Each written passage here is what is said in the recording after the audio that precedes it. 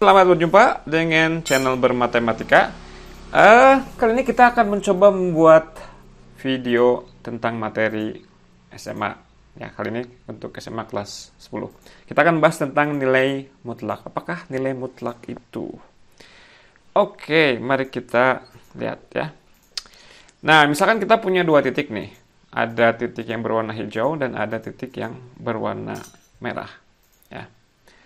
Nah, si titik ini, ya kita ingin tahu berapa jarak dari masing-masing titik ke titik asal. Yang dimaksud titik asal tentunya adalah titik yang dengan koordinat X sama dengan 0. Ya, kita tinggal hitung aja ya. Tinggal kita hitung aja seberapa kali kita meloncat dari titik masing-masing. Jadi misalkan kalau kita berada di min 3, kita loncat sekali, 2 kali, 3 kali. Jaraknya 3. Kalau dari titik yang merah, kita loncat sekali, 2 kali, 3 kali, 4 kali, 5 kali. Jaraknya adalah 5. Ya.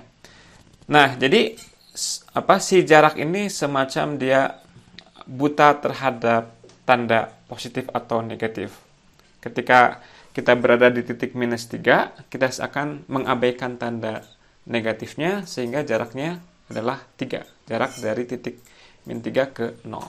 Ketika bilangannya kita berada di posisi bilangan yang bernilai positif, ya dia sudah positif, diabaikan tandanya tetap positif, jaraknya juga 5. Nah, jadi si nilai mutlak itu kurang lebih ingin menangkap situasi yang semacam itu, di mana kita mengabaikan si tanda bilangannya. Kalau tadinya negatif, kita biarkan, kita paksa dia jadi positif. Kalau dia sudah positif, ya kita biarkan apa adanya. Ya, seperti itu. Oke. Nah, terus gimana? Nah, berikutnya, bagaimana kalau kita misalkan berada pada suatu titik yang koordinatnya X, tanpa diberitahu ini X itu positif atau negatif. Gimana cara kita menentukan jarak dari titik tersebut ke titik asal? Nah, kalau misalkan si X-nya berada di sebelah kiri, ya. Jadi kalau X-nya ada di sebelah kiri, ini kan ketika kita menulis X, di situ sudah terkandung tanda minus. Jadi untuk menghilangkan si tanda minusnya, kita harus minuskan lagi, ya. Berarti jarak dari X ini, kalau dia berada di sebelah kirinya 0, jaraknya adalah minus X. Tapi kalau si X-nya ada di sebelah kanan 0, jaraknya adalah X juga. Nah, ini kita tuliskan sebagai berikut, ya. Ya. Nilai mutlak X, tadi seperti yang saya bilang, nilai mutlak itu ingin menangkap sifat bahwa kita ingin mengabaikan si tandanya, baik positif atau negatif, kita paksa dia jadi positif. Ya. Jadi kalau X-nya kebetulan positif, dia nilainya apa adanya, persis sama dengan X.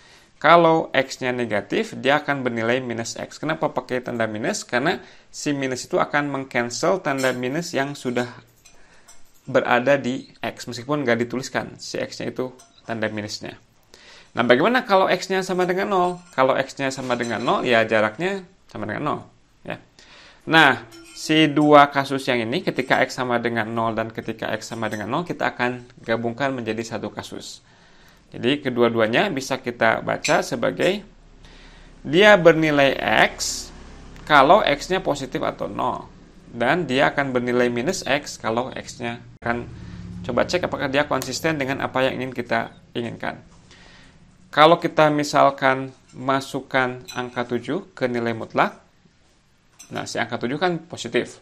Berarti dia nggak akan mengubah apa-apa. Hasilnya tetap 7. Kalau kita masukkan min 4, karena min 4 bilangan negatif, maka hasilnya adalah minus dari bilangan yang ada di dalamnya tersebut. Berarti minus dari negatif 4. Hasilnya 4. Jadi cocok ya, si nilai mutlak ini menghilangkan tanda. Yang positif tetap positif, yang negatif jadi positif. Nah, contoh, misalkan kita punya dua partikel nih, yang satu berada di posisi X sama dengan min 2, yang satu lagi ada di posisi X sama dengan 9. Kalau digambar kurang lebih seperti ini. Kita ingin tahu jarak dari partikel yang pertama ke partikel yang kedua. Kalau partikel yang kedua. Kalau kita misalkan menggunakan 0 sebagai perantara, dari min 2 ke 0 dia jaraknya 2. Dia perlu loncat 2 kali, sedangkan dari 0 ke 9 dia jaraknya 9. Jadi secara total jaraknya adalah 2 tambah 9, 11. Nah, cara yang mudah untuk mendapatkan angka 11 ini, ya kita tinggal kurangkan aja bilangan yang lebih kanan dikurangi bilangan yang lebih kiri. 9 dikurangi minus 2 hasilnya adalah 11. Nah, tapi masalahnya kalau kita misalkan punya dua titik, yang satu berada di X sama dengan A, yang satu lagi berada di X sama dengan B, tapi kita nggak tahu siapa yang lebih kanan, siapa yang lebih kiri di antara A dan B ini. Gimana cara kita menentukan jarak keduanya? Ya, kita tinjau kasus ya. Kalau kebetulan si B-nya lebih kanan dari A, maka menurut rumus tadi, jarak antara keduanya yang kanan dikurangi yang kiri. Berarti B kurang A. Kebetulan si A-nya yang lebih kanan dari B, karena A-nya lebih kanan, maka hasilnya adalah A dikurangi B. Nah, kedua situasi ini bisa kita rangkum dengan menggunakan notasi nilai mutlak. Ya. Jadi, kedua hal ini, baik B min A ataupun A min B, bisa kita dapatkan dengan menggunakan nilai mutlak B min A. Kenapa demikian? Karena kalau B-nya berada di sebelah kanan A, atau sama aja ketika B minus A-nya lebih besar sama dengan 0, menurut definisi nilai mutlak yang tadi, dia nilainya sama dengan apapun yang ada di dalam tanda mutlak tersebut. Jadi ini tetap B minus A. Sedangkan kalau yang di dalamnya negatif, atau sama saja dengan ketika A-nya lebih besar dari B, maka nilai mutlaknya ini minus dari apa yang ada di dalam, minus dari B min A. Tapi kalau kita sederhanakan, minus B min A ini apa?